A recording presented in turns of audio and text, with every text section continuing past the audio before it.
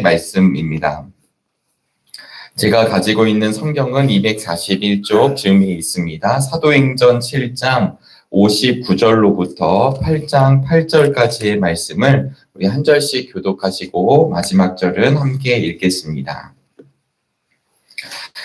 사람들이 스데반을 돌로 칠 때에 스데반은 주 예수님 내 영혼을 받아주십시오 하고 부르짖었다.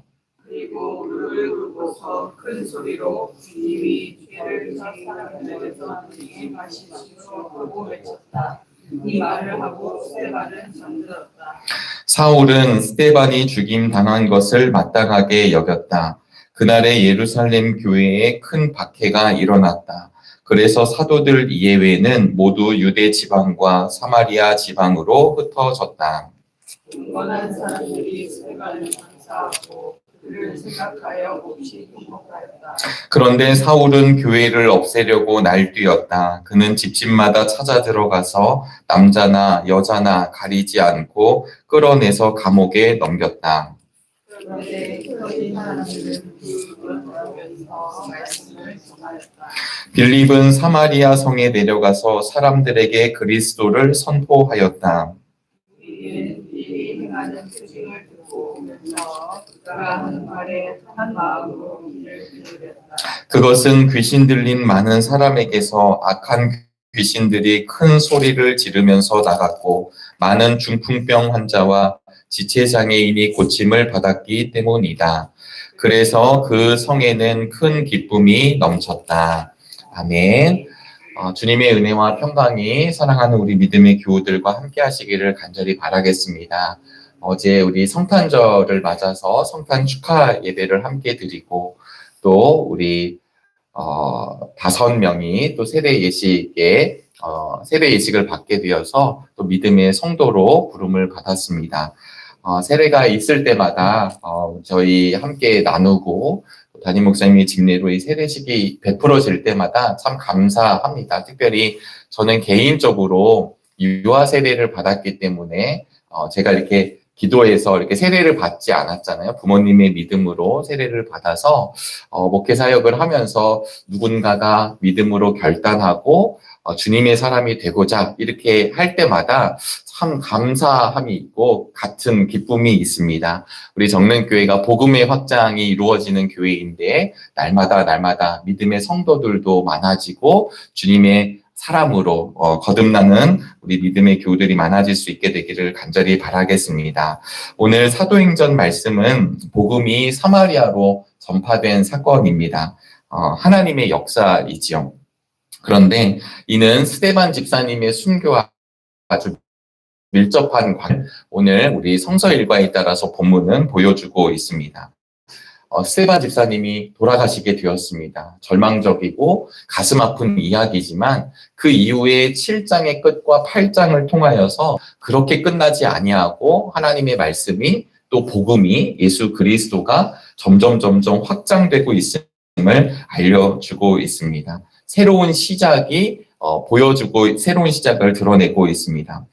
오늘 본문 1절에 사울이 등장하게 되거든요. 사울은 스데반이 죽임 당한 것을 마땅하게 여겼습니다. 여러분, 당연히 죽어야 되는 사람이 죽었다라고 여겼다라고 하는 것이죠. 증인이었던 스데반 집사님은 돌아가시게 되었습니다. 하지만 말씀과 진리는 여전히 살아 있습니다.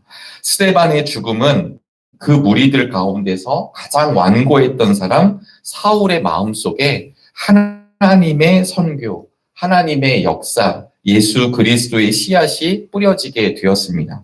그는 알지 못하였지만 이후 사울은 이방 선교의 선봉장으로 세워지게 되었고 이 바울을 통하여서 또 우리들도 복음을 듣게 되었습니다.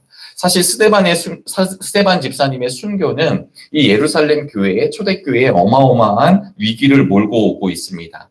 예루살렘이 사실은 중심이 되었다가 이 사도행전을 보시면 점차 이제 이방 지역으로 그리고 사도들에게서 바울에게로 이렇게 복음을 증거하는 사람뿐만 아니라 복음의 확장을 우리에게 알려주고 있습니다. 이것은 어떻게 보면 어느 한 곳만 머물러 있는 것이 아니라 하나님의 말씀, 하나님의 역사가 온 세상으로 나아가고 있음을 알려주고 있습니다. 결국 복음은 예루살렘과 유대를 벗어나서 사마리아와 땅끝까지 뻗어나가게 됩니다. 바로 이렇게 되는 그 지점, 촉발되게 되는 지점이 바로 스데반 집사님의 순교와 맞물려 있습니다. 순교와 함께 예루살렘 교회에 핍박이 찾아옵니다. 당연히 예루살렘 교회에 큰 어려움과 위기가 오게 되어집니다. 산헤드린 공의회가 사실 그리스도인들이 점차 부흥하게 되고 또 이미 예수 그리스도의 십자가 사건, 부활 사건을 알고 있으면서도 그들은 좀 소극적이었다가 이번 일을 계기로 본격적으로 기독교인들을 핍박하기 시작합니다. 그래서 3절과 같이 기록하고 있는데 우리 함께 읽어보도록 하겠습니다. 그런데 사울은 교회를 없애려고 날뛰었다. 그는 집집마다 찾아 들어가서 남자나 여자나 가리지 않고 끌어내서 감옥에 넘겼다. 여러분, 이 말 한마디를 보시면 얼마나 무서운 시간이었을까요? 네, 그냥 혹시 그리스도인 아닐까? 이렇게 의심하는 정도를 넘어서서 수색을 하고 그리스도인들을 잡아내었다라고 합니다. 예전 성경에서는 잔멸한다고 표현을 했는데요. 이 잔멸한다는 표현은 파괴하고 황폐하게 한다는 뜻입니다.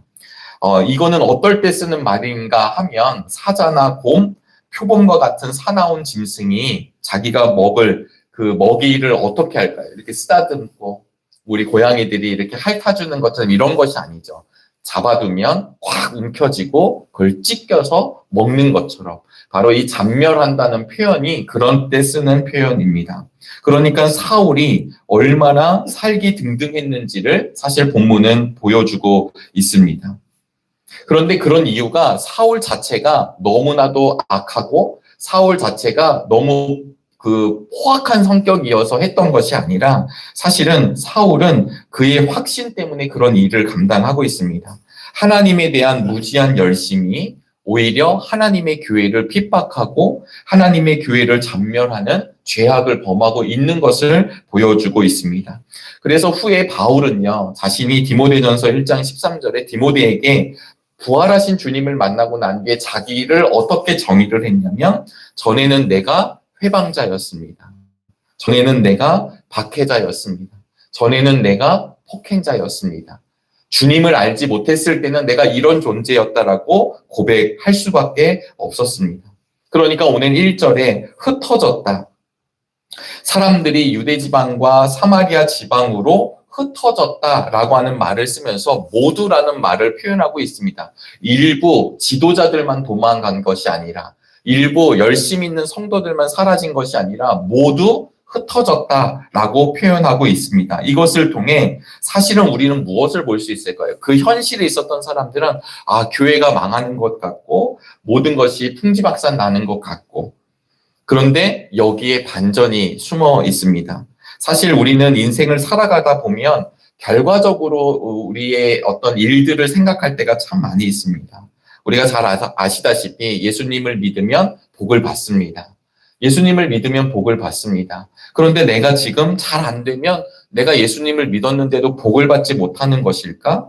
아니면 내가 제대로 하고 있지 못하니까 하나님이 나를 벌 주시는 것일까? 라고 하는 생각들을 우리가 가질 때가 참 많이 있습니다. 그런 생각으로 보면 주님을 믿고 주님의 몸된 교회가 이렇게 흩어지는 것은 왜 이런 일이 이뤄질까? 라고 의문이 들 때도 분명히 있을 수 있습니다.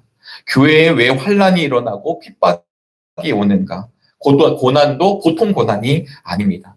사도 야고보가 목을 베이고 있고 스데반 집사님이 돌에 맞아 죽고 있고 교인들이 색출되어서 감옥에 갇히고 모든 사람들이 흩어지고 있습니다. 심지어 다메섹까지 피난 가는 일이 벌어지고 있습니다. 피난을 간다는 것은 캠핑을 가는 것 아니고 여행 가는 것 아닙니다. 저는 6.25 때 있지는 않았지만 함께 살았던 이제 할머니로부터 6.25 이야기를 들을 때가 참 많이 있었습니다. 그러면 그 6.25 이야기를 듣거나 그 당시 상황을 들어보면 낭만적인 게 아니죠.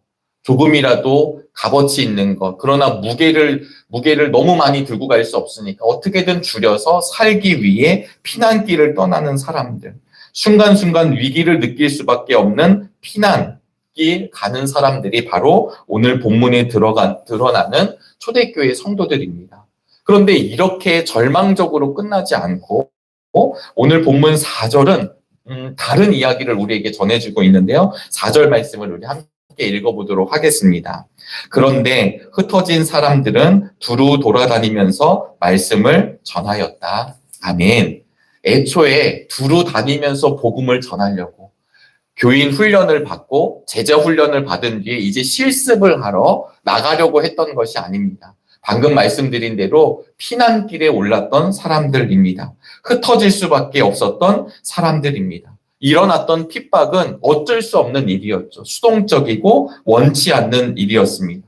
그런데 이 엄청난 시련 앞에서 믿음의 선배들은 자발적으로 자원적으로 두루 다니며 복음을 전했다라고 우리에게 알려주고 있습니다. 수동적이고 억압적인 사건 앞에서 저들은 자율성을 보여주고 있습니다. 예수님이 맡겨주신 큰 명령을 감당하고 있습니다. 사실은 예루살렘 교회 그간에 예루살렘 교회에 머물러 있었던 성도들 얼마나 행복했을까요? 또 그들 안에 얼마나 충분한 교제가 일어났을까요? 우리 초대교회가 태동했을 때를 사도행전이 보여주고 있습니다. 아마 이들은 자발적으로 절대로 사마리아에는 가지 않았던 것으로 보여집니다. 왜냐하면 그곳을 경멸했던 유대인들이었기 때문입니다. 그런데 그들이 이 상황 속에서는 사마리아 성으로 들어가게 됩니다. 여러분, 유대 사람들을 우리가 구약 성경이나 역사 공부를 해보면 유대 사람들이 갖고 있는 게 있습니다. 그것이 무엇이냐면 선민의식이죠. 민족적 우월감을 그들은 갖고 있습니다. 협소한 민족주의, 우리 민족만이라고 하는 생각을 갖고 있습니다. 도덕적으로 종교적으로 그들은 교만했던 것을 우리는 알 수 있습니다. 가장 대표적인 사람들이 바리새인들 아니었을까요? 그런데 우리의 이해 안에 계신 주님이 아니라 우리가 이해할 수 없는 일들을 통해서도 하나님의 뜻이 이루어지고 있고 하나님의 나라가 확장되고 있음을 사도행전은 우리에게 분명하게 보여주고 있습니다. 사도들, 예수님과 동고동락했던 사도들의 중심에서 오늘은 초대교회가 선출한 7사람 중에 한 사람이었던 빌립 집사님을 조명하고 있습니다. 그는 성령이 충만한 사람이요 위대한 전도자라고 기록하고 있는데요. 그가 무엇을 선포하냐면 그리스도를 선포하고 있습니다.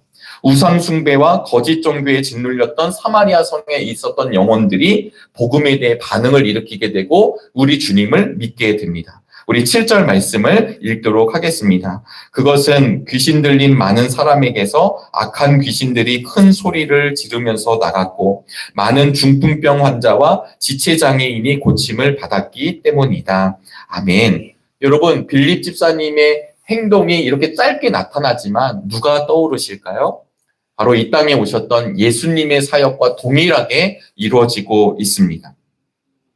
빌립 집사님이 대단해서가 아니라 예수 그리스도 앞에 순종했던 한 사람이 복음을 전하고 말씀을 전하고 예수 그리스도의 사람답게 이뤄가게 됐을 때 어둠의 권세가 물러가고 하나님의 통치가 이루어짐을 이 표적 사건을 통해 기적 사건을 통해 우리에게 알려줍니다. 그리고는 뭐라고 말하냐면 그 성에는 큰 기쁨이 넘쳤다고 하고 있습니다. 여러분, 오늘 본문의 시작은 어둡지 않나요? 스데반 집사님이 돌아가시고 그리고 우리 2절의 말씀을 보면 경건한 사람들이 스데반을 장사하고 그를 생각하며 몹시 통곡하였다 이렇게 기록하고 있습니다. 큰 박해가 찾아왔고 몹시 통곡하였다던 말씀과 대비되며 오늘 본문은 맞춰지고 있습니다. 큰 박해와 큰 슬픔으로 시작하였지만 마지막에는 큰 기쁨으로 끝나고 있습니다.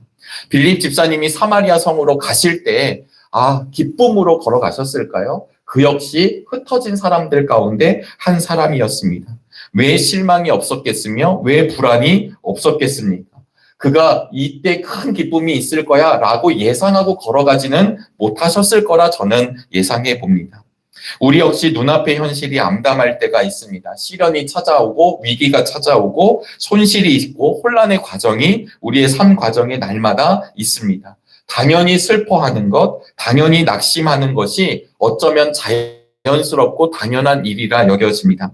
그러나 주님의 사람들에게는 주어진 현실에 안주하고 그것으로 끝나지 않고 오히려 그 상황과 환경 속에서 우리의 믿음이 드러나고 그 속에서도 주님과의 동행이 이루어지고 있다는 사실을 기억하실 수 있게 되기를 간절히 바랍니다. 구약을 보면 이스라엘 백성들이 하나님이 약속하신 가나안 땅을 가면서도 끊임없이 과거와 애굽을 돌아보았습니다. 그럴 때마다 하나님은 리더를 통하여, 지도자를 통하여, 말씀을 통하여 앞을 보라고, 하나님이 약속하신 땅을 바라보라고 말씀해 주셨습니다. 그리고 끝내 그들은 약속하신 땅에 들어가게 됩니다. 우리에게도 약속하신 땅을 허락하셨습니다. 우리의 삶에 가져온 것은 과거에 있는 것이 아니라 앞으로 오게 될 것임을 소망으로 함께 바라보시기를 바랍니다. 존 파이퍼 목사님은 하나님은 후퇴를 통해 큰 전진을 이루는 방법을 종종 사용하십니다. 라고 말씀을 전한 적이 있습니다. 우리의 인식을 넘어서는 놀라우신 하나님의 계획과 방법을 우리는 오늘 본문을 통해 또다시 마주할 수밖에 없습니다. 신실하신 하나님께서 그 넉넉하시고 다함없는 사랑으로 말미암아 자신의 아들이신 예수 그리스도를 이 땅에 보내주셨습니다. 우리는 절대 예상할 수 없었던 일들이 하나님의 방법으로 이루어졌습니다. 부활하시고 승천하신 주님. 그 이후에는 주님의 길을 걷는 작은 예수들이 삶의 한 복판에, 역사의 한 복판에 드러납니다. 스데반 집사님도 예수님의 길을 걸어가게 되었고요. 흩어지면서 말씀을 전한 초대교회 믿음의 선배님들이 그러했고, 빌립 집사님도 작은 예수가 되어 그 길을 걸어가셨습니다. 시간의 흐름이 지난 오늘 여기에 살아가고 있는 우리 모두에게도 동일한 하나님의 도전이 있게 되시기를 바랍니다. 핍박으로 인하여 절망할 수밖에 없는 상황이었지만 오늘 본문 4절에서는 이렇게 시작했죠. 그런데 흩어진 사람들은 이렇게 표현하고 있습니다. 반전을 이야기하고 있습니다. 하나님은 그렇게 이 땅을 이끌어 가십니다. 머물러 있던 복음, 머물러 있던 성도들을 하나님은 하나님의 방법으로 움직여 가십니다. 그리고는 하나님 나라의 확장에 동참하게 하시고 승리의 역사에 동참시키십니다.